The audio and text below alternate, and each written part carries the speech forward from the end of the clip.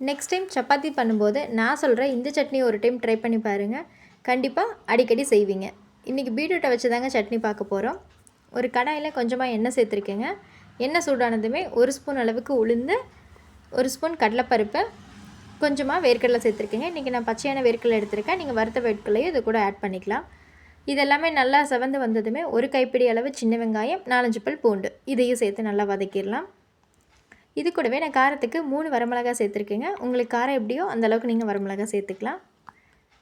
இது கூட 2 மீடியம் சைஸில் பீட்ரூட் எடுத்து நல்லா தோல் சீவி கட் பண்ணி வச்சுருக்கேங்க. அதையும் இது கூட சேர்த்து நல்லா வதக்கிடலாம்.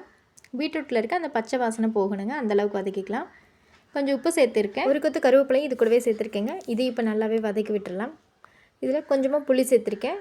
அதையும் சேர்த்து நல்லா வதக்கி விட்டுட்டு கொஞ்சம் தேங்காயும் கட் பண்ணி வச்சுருக்கேங்க. அதுவும் இது கூட சேர்த்து இது எல்லாத்தையுமே நல்லா வதக்கி எடுத்துடலாம். இதெல்லாமே ஆற வச்சு ஒரு மிக்ஸி ஜாரில் சேர்த்துக்கலாங்க. கொஞ்சமாக தண்ணி விட்டு மட்டும் அரைங்க, ரொம்ப தண்ணி சேர்க்க வேண்டாம்.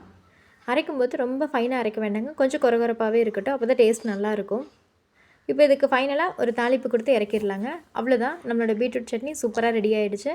கண்டிப்பாக அதை ட்ரை பண்ணி பாருங்கள். இது சப்பாத்தி, பூரி எல்லாத்துக்குமே சூப்பரான சைட் டிஷ்ஷுங்க.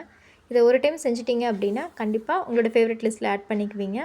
இதை சூடான சாதத்தில் கூட நெய் விட்டு குழந்தைங்களுக்கு பசஞ்சு கொடுக்கலாம். டேஸ்ட் அவ்வளோ சூப்பராக இருக்கும். கண்டிப்பாக ட்ரை பண்ணி பாருங்கள். தேங்க்யூ.